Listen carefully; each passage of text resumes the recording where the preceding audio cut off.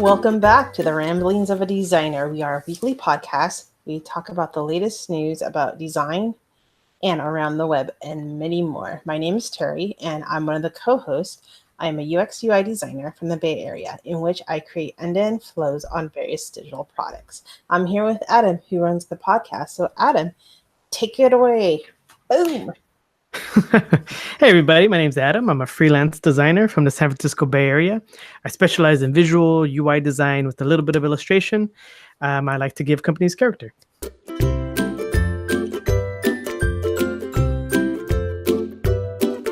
Nice. I like that line. Anytime you say it's like, I give something character, that's good. You are a very giving person. Talking about giving person, holidays are coming up, but that's another side story. But anyways, how was your week, Adam? Well, I didn't give anybody anything this past week, but technically, I took a playbook out of from your playbook, or I took a page out of your playbook, and I went on a little vacation. Except I didn't go anywhere, so it was kind of my fault. We were supposed to go to like Seattle for the last 3 days, just spend a couple days in Seattle, but I kind of delayed on the tickets a little bit. I've been a little busy, and so it's been on the back burner. And then by the time it was time to buy tickets, the prices jumped by almost double for the plane tickets, and so that sucks. So instead, we just were like, you know what, let's just skip it this time, and maybe we could plan something by the end of the year. So instead, we decided to stay home and do errands for the last 3 days. So that kind of sucked because I didn't really get to do anything fun, didn't get to relax and do any kind of hiking or sightseeing. I did a bunch of sightseeing at home improvement stores and the mall. And so that was my last week. And also last week I had a bunch of contracts end kind of around the same time. And so I've been, everything has been slowed down, which I guess helped out this week. And I don't plan on really searching for anything anymore, or at least for the time being. I kind of want to like chill and relax and work on this kind of fun little project I gave myself. So it was on an impulse. I'm kind of working on a surprise. I'll show you after we record. But I wanted to add more visuals to the podcast, and so I might work something up a little bit. So we'll see. But yeah, that's pretty much my week. What about you, Terri? Wow. Well, the week, a lot of stuff happened. The family had hand, foot, and mouth disease. Jesus. That's going around. So if you have kids that are under 10, watch out. It's out there. It's very contagious. It's a virus, so there's no like medicine or anything. You just have to run its course. And the funny part is, if you haven't had it as a child, you can probably get it. So that's the sucky part.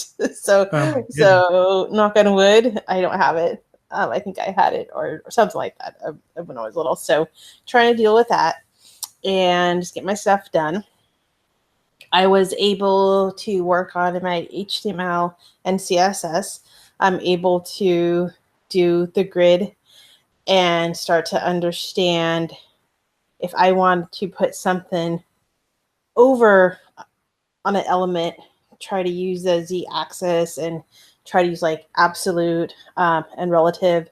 And I think I understand what actually relative means and absolute means.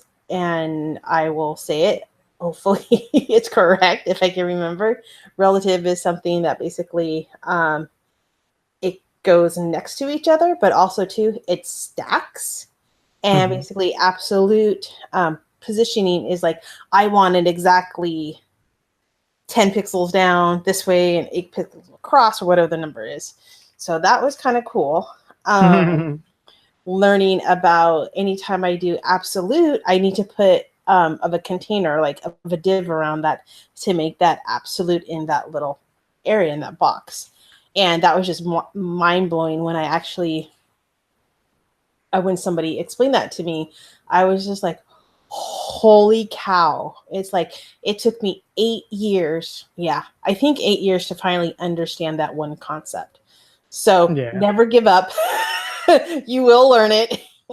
It took me 8 years. So I was kind of like, oh my God. And I was so excited. I was like jumping up and down. People probably think I was a crazy person. Because like, oh my God, I forget it. Oh my God, that just wow, really? All you need is a little kid. Oh, okay. So yeah. So I was very happy about that.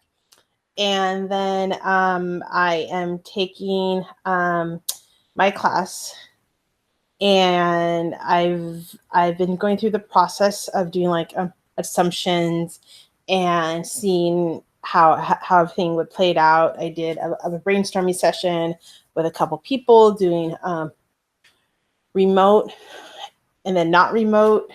So we did it through like text or through like Slack. So it was kind of very interesting. So like I had to pick of an idea of a moment about something. And then I actually prototype it of like real people instead of having like of a paper prototype or like of an InVision or Marvel prototype. It was actually of an in-person. The people, they were of the prototype. So that was kind of cool to experience that.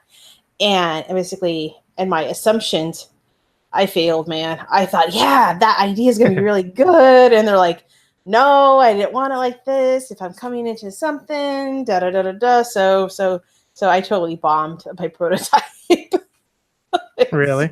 Yeah, it was kind of funny. Like, oh, they don't think how the way I think, or I thought it would be kind of cool. Yeah, so it was very interesting to learn that. Yeah, I fell right on my face. So, anyways, that's where I'm at with that. Yeah, actually, after this podcast, I'm going to finish of my homework and see what would be the next step of doing that. And yeah, that's pretty much about it. Just trying to keep up and learn and everything. And I've been a little bit more active on Slack lately, just checking out other things that's kind of going on, just like randomly.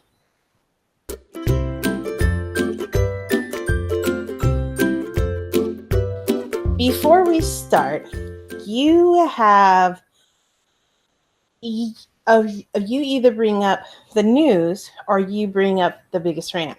But I have something for you. Oh yeah, what is it? Yeah. Well, instead of doing a rant and instead of doing like the biggest news, I thought, as I was kind of going through Slack and just kind of like reading everybody's like, hey, I'm Joe and I'm from such and such, check out my work. I was like, okay. So anyway, so I actually checked out somebody's work, and his name is NathanMaus. And the reason why I picked NathanMaus is because he's from Utah, and basically I have family who's in Utah, Salt Lake City, actually. So it's like, okay, that's cool. You know, check him out and stuff. And he is a great UX UI designer, and he actually has an app which actually is called Every Teen Scene. And when I saw this, I thought it was like, oh my God, I thought it was really ingenious, and that he's actually produced of an app to help teens so they won't commit suicide and stuff. And I actually emailed him saying I wanted to plug him and plug of his app that he did.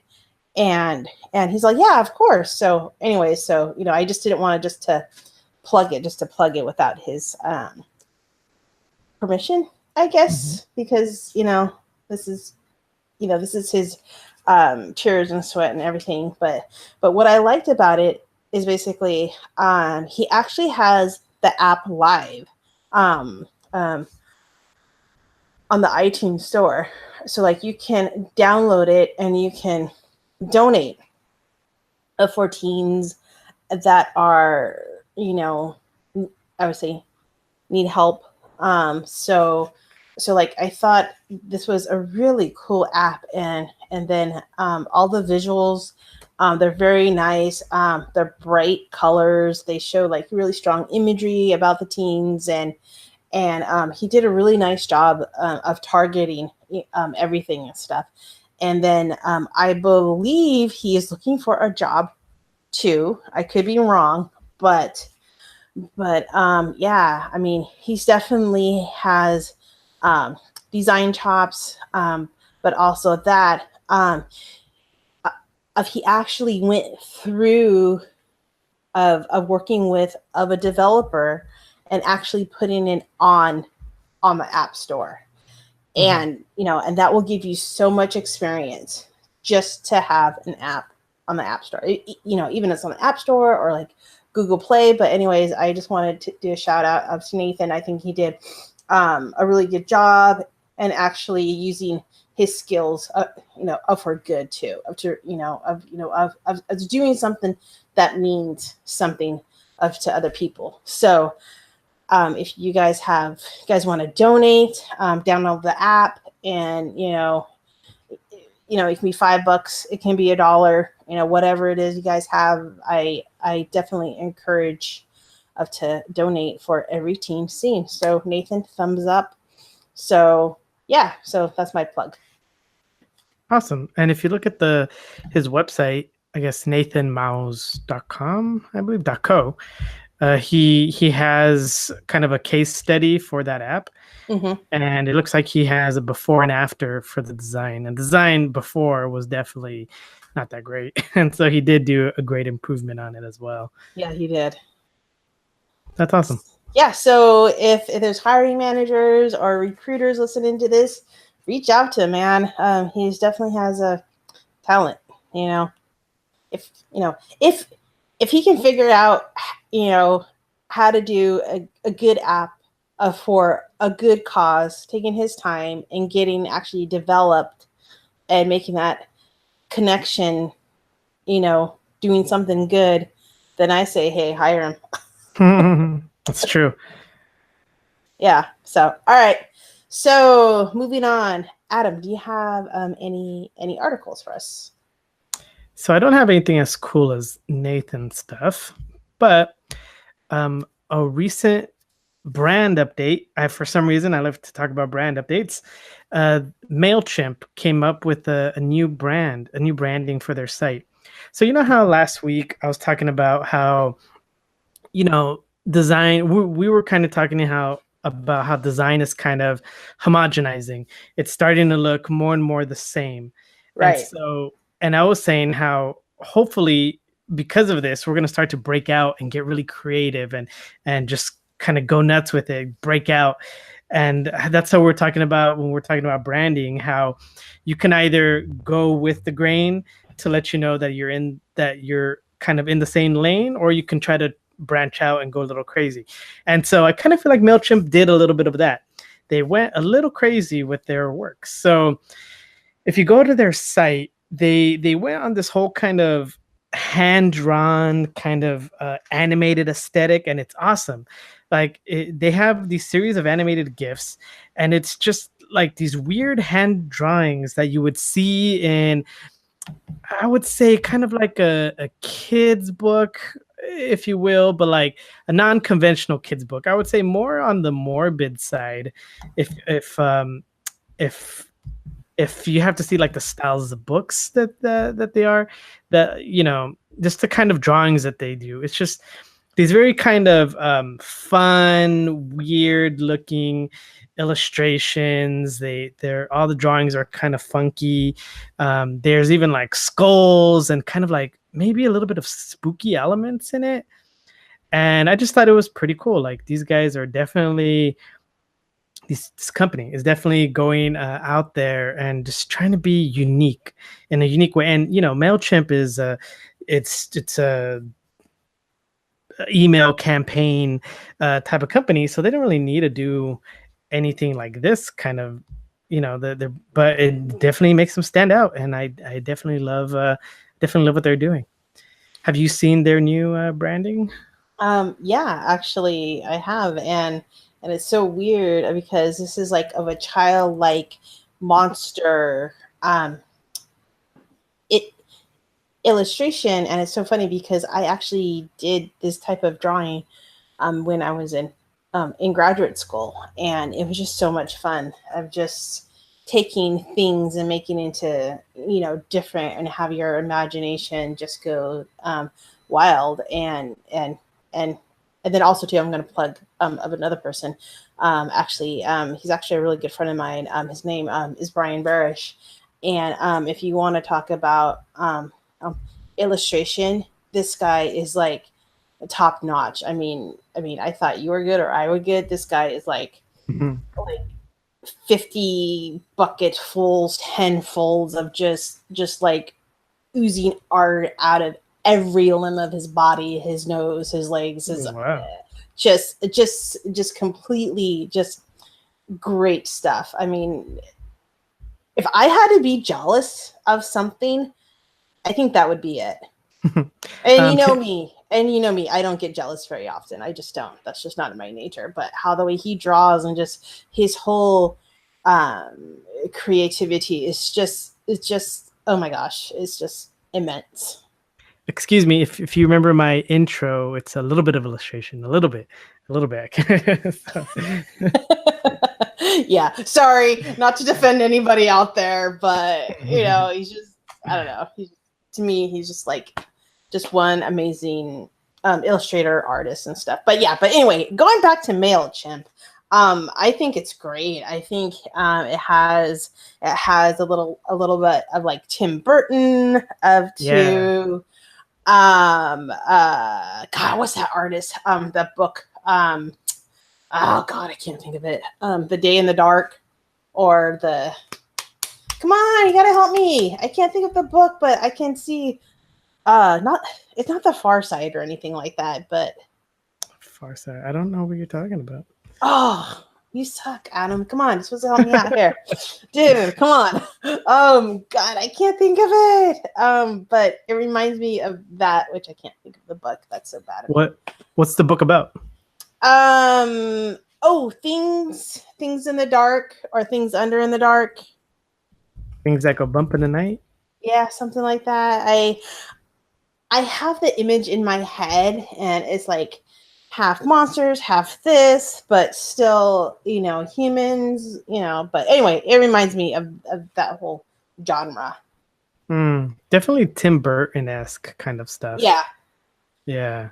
So yeah, I definitely can see that. Oh, this is so awesome. I might start drawing again too. Because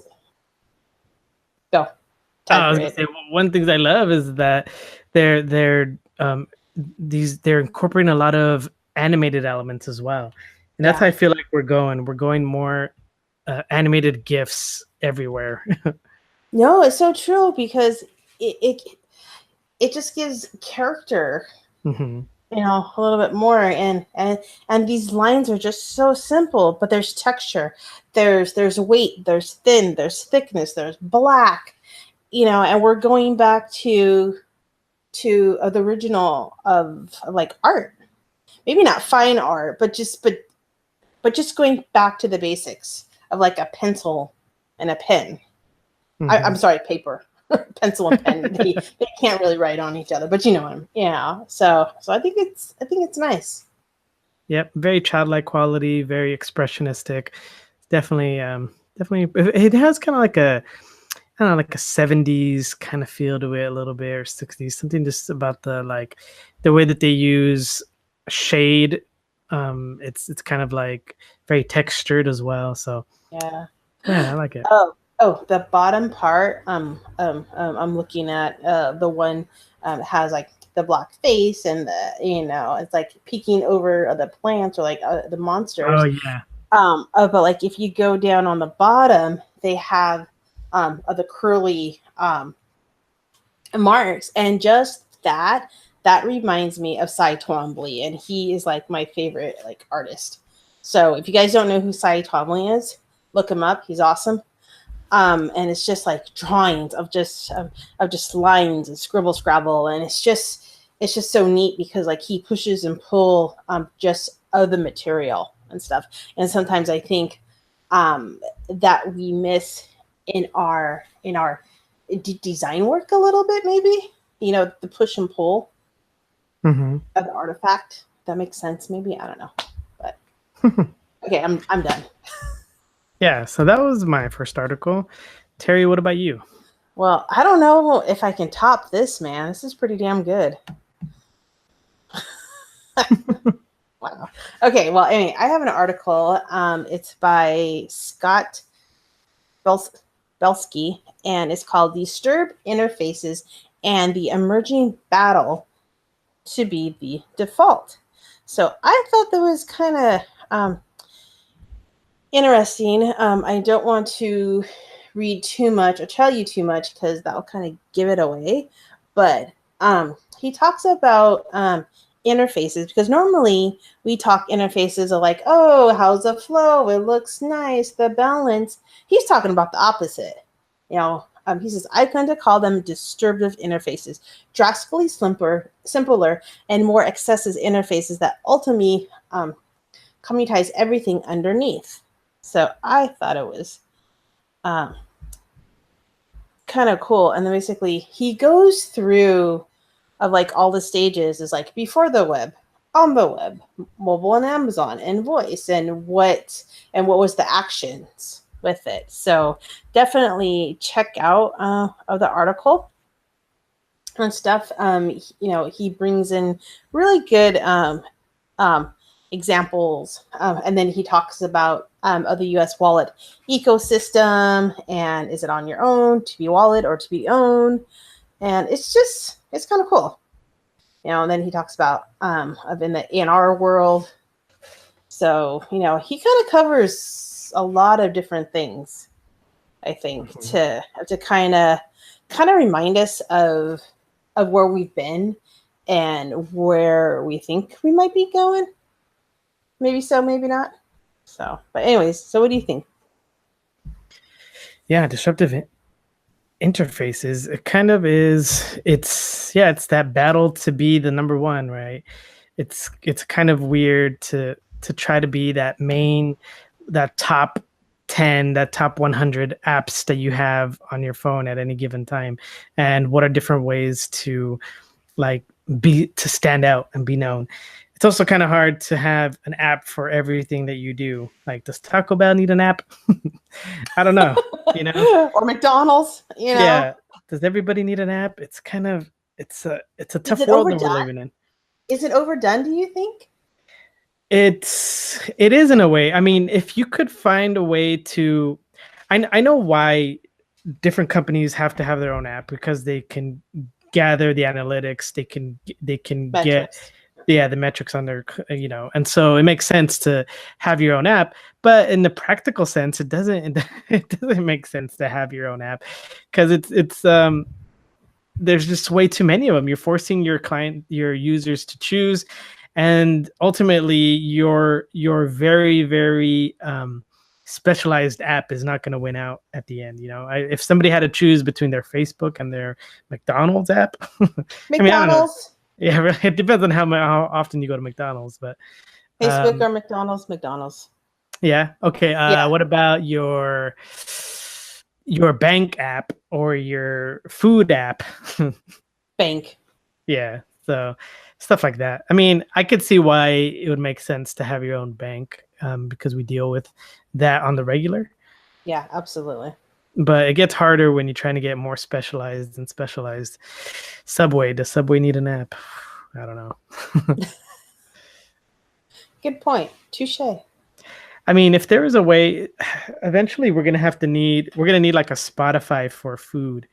You know, they have a little bit of that where with like Eat24 through, you know, on Yelp, where you could find a restaurant and just order through there.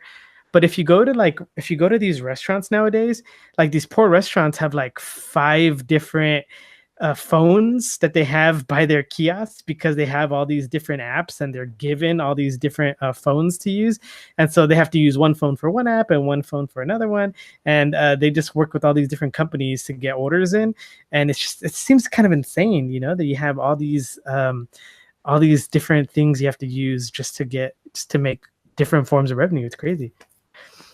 Yeah, I mean, business is business. Sometimes you got to do what you got to do, just to make a buck or survive or something. But yeah, if anybody's listening there, there's a problem to solve right there.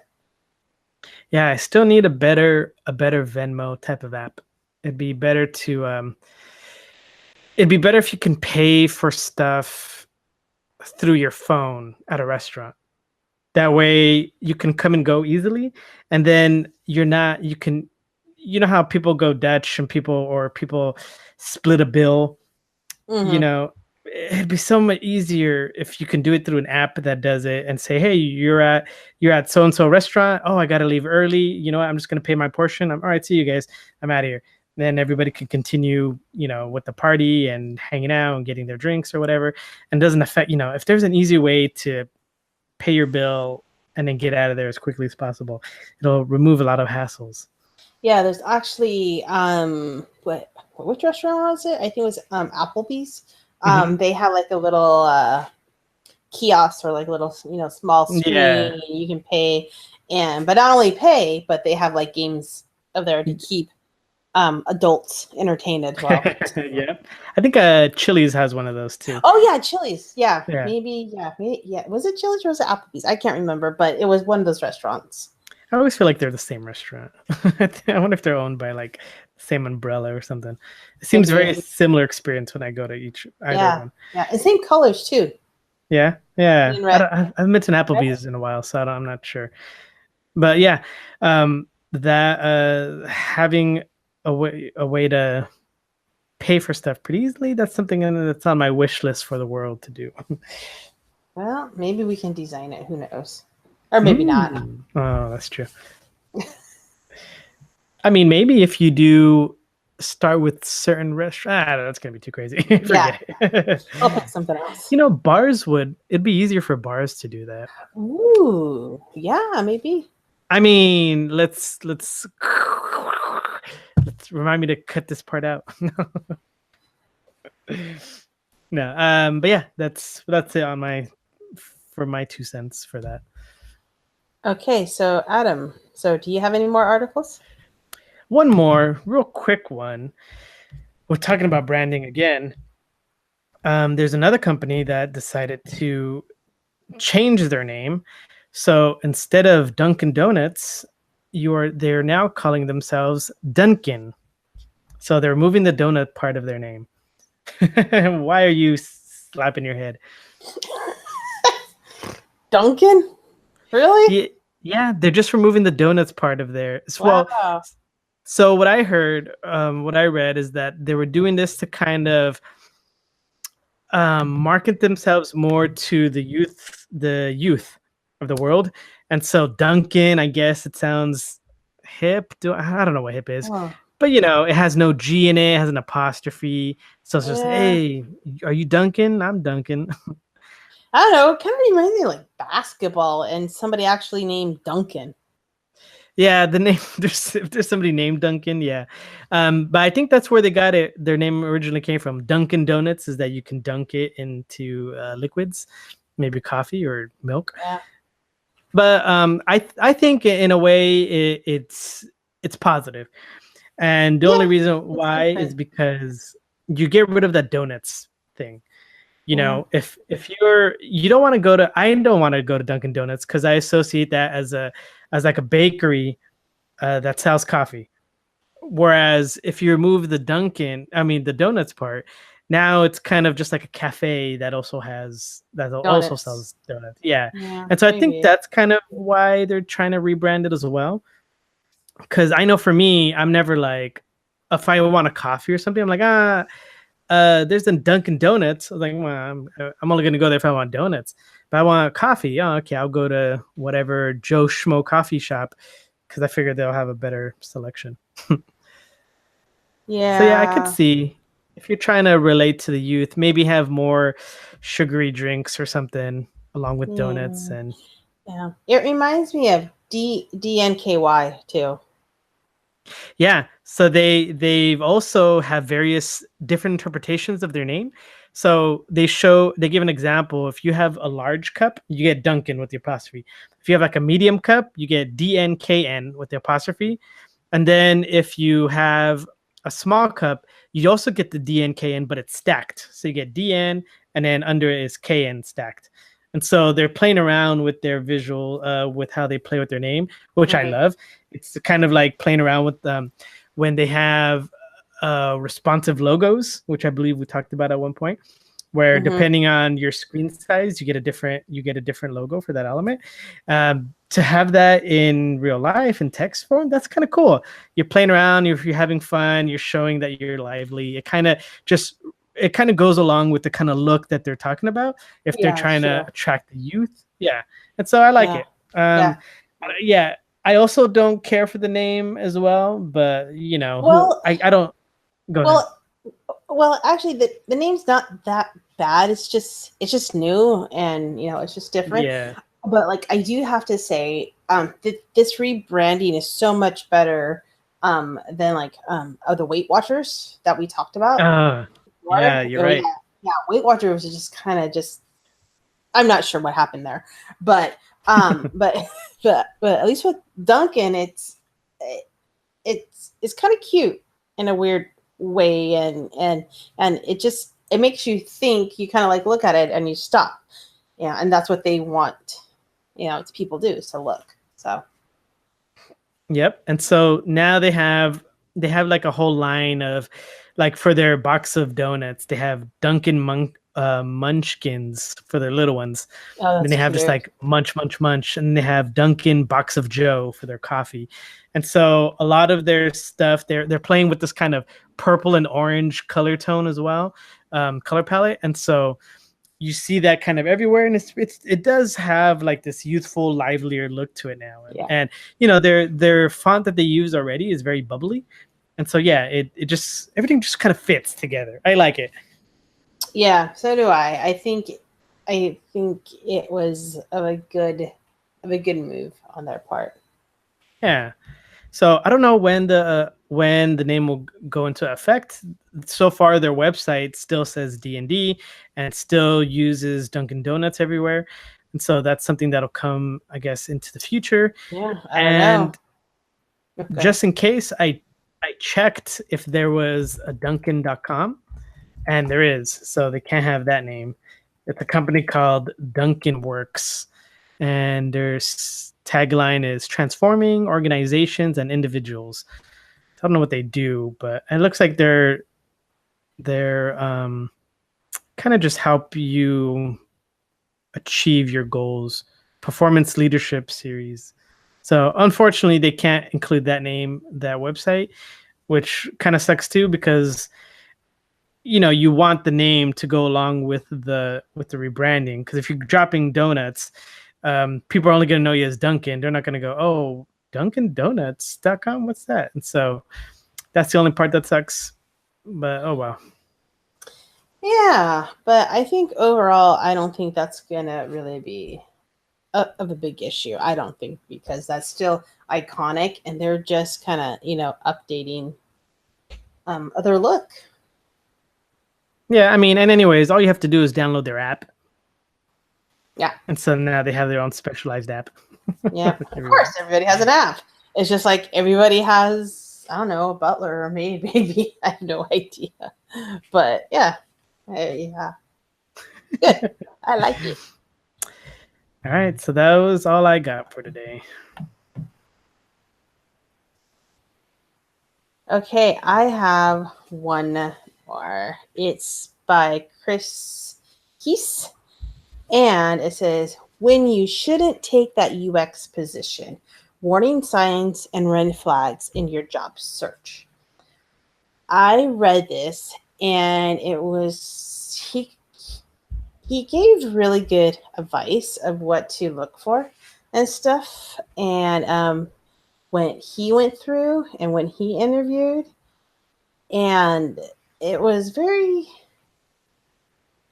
interesting of what some of the red flags he would talk about, of like, for example, let me see,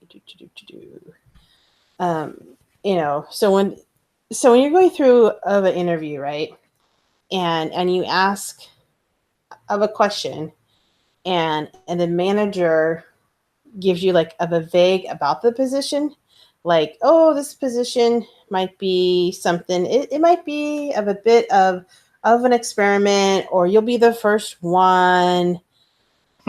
So that can be good or that can be bad, just depending what the individual wants. If you're trying to get your foot in the door, well, yeah, try it and see what happens. Or if you're seasoned, you're like, no, thank you. I think I want to be of a team of 10 instead of a team of 1.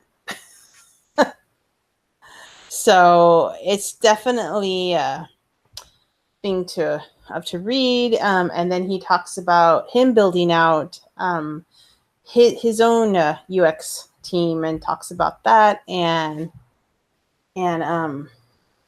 sometimes another red flag is like, we need someone who can conduct research, design interfaces, and code. So yes, there is UX unicorns, but some have it, some don't.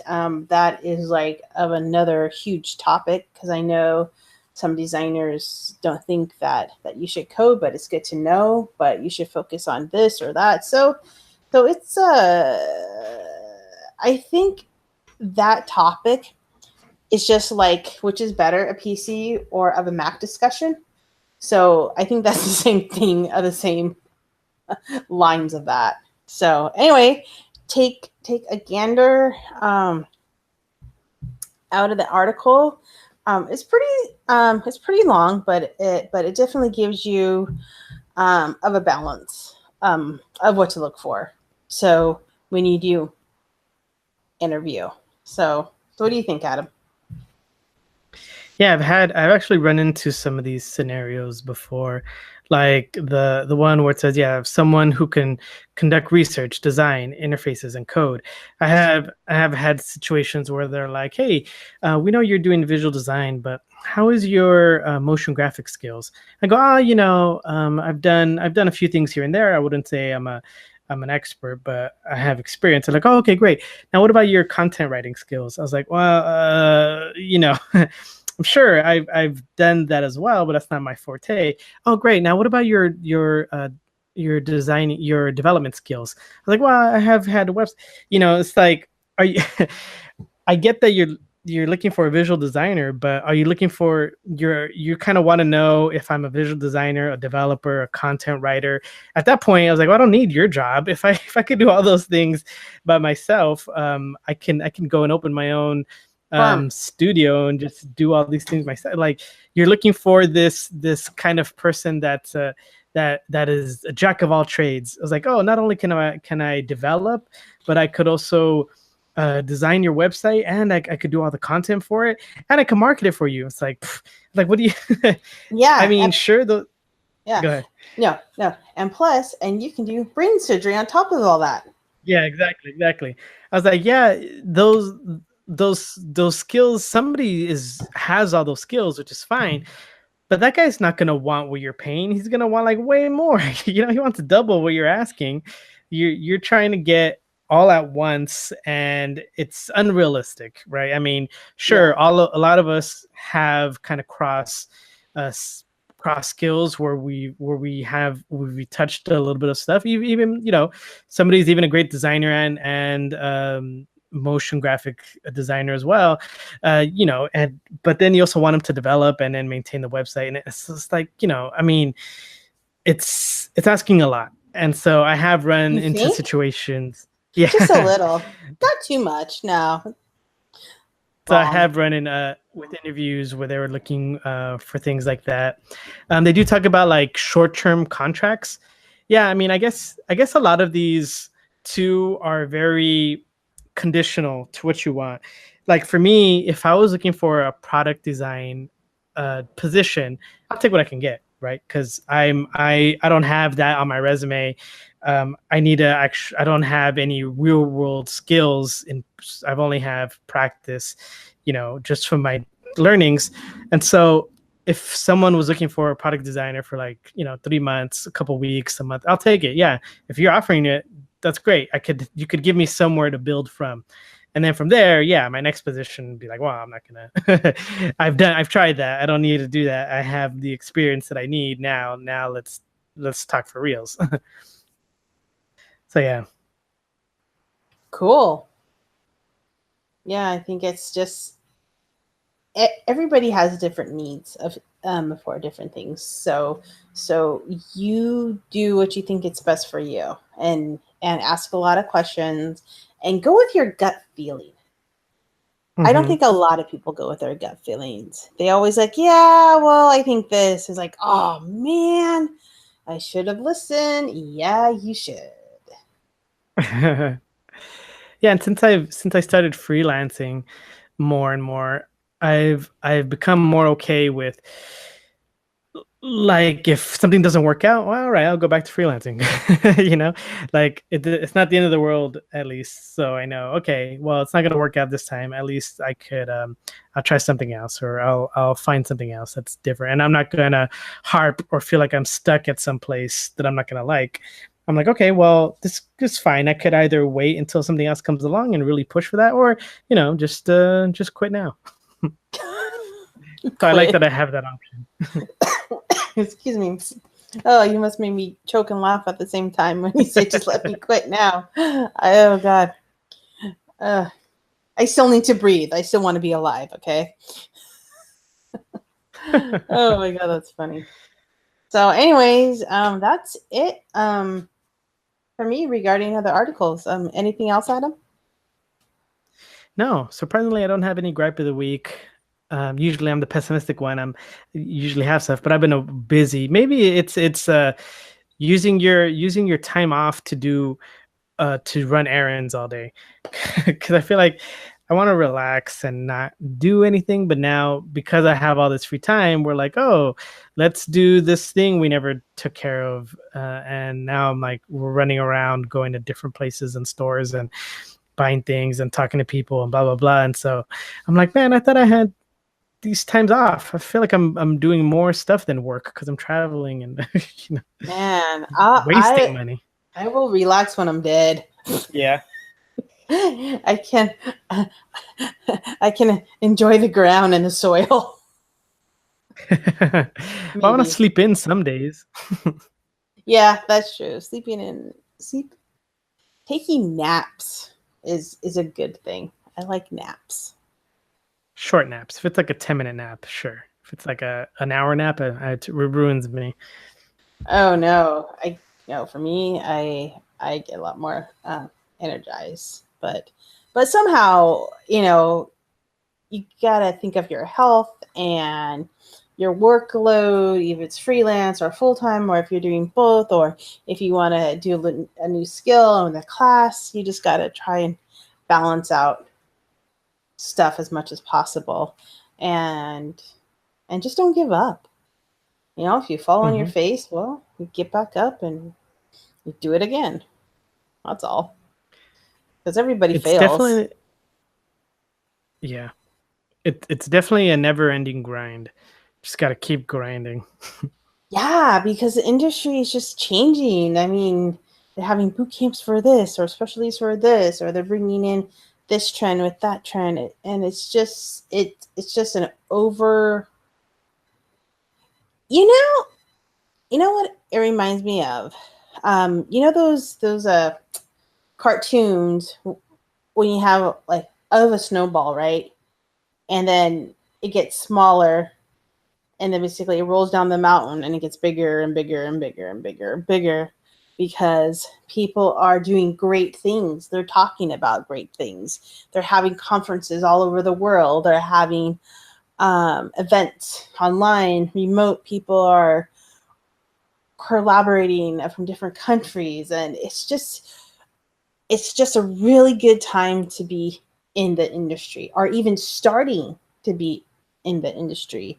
If you're not sure if you want to do it, but get in it, because it's just going to be changing, because they're like voice, AR, VR, product design. I mean, you name it. I mean, it's just, everybody has ideas. Everybody can learn how to do things. It just takes time and a lot of practice. And a lot of willpower, I think, too, because if you want to do something bad enough, you're going to have to do it. If you just can't sit there like, well, I think I want this. And you just sit there. No, it's not going to come to you. I don't know. I could be wrong. Maybe something might come to you. But it's the want to do it. Yeah. You have to want it. Yeah. Definitely the motivation is want. And me, I keep going. I don't stop. I don't tend to stop. I tend to. I don't want to retire. I don't believe in retirement. That's just me. People probably think I'm nuts, but no, I don't believe in retirement. I just want to keep going and learn and expand. I'm on the constant search for that money making machine. That one thing that like you just produce the one thing and it just generates money for you. Everybody wants that one generated thing, and it can be done, but you just have to work at it somehow. I'm searching for it. Oh, good. Searching is good. So anyways, I think we're about almost out of time, but we can keep talking, but we'll just be rambling. And I think we probably rambled enough on different environments and things and what's going on and stuff. So I'm done. I'm out. Adam, I'll let you. Anything else? So where can we find you at, Adam? You guys can find me on Twitter at Adan Zepeda. That's AdanZepeda. And you can find me on Instagram at adanz.designs. Nice. What about you, Terry? Well, yeah, you can find me on Twitter, which is Flaxen Inc. It's FlaxenInk, and Instagram. I don't have one, so you won't find me there. So you can find me on Twitter or just Google my name. Something will come up. So I think that's about it. So aloha, everybody, and be bold, be strong, be creative, and don't take no for an answer. I don't believe in no's either. And just a regular bye for me. Yeah. Bye. Bye, aloha.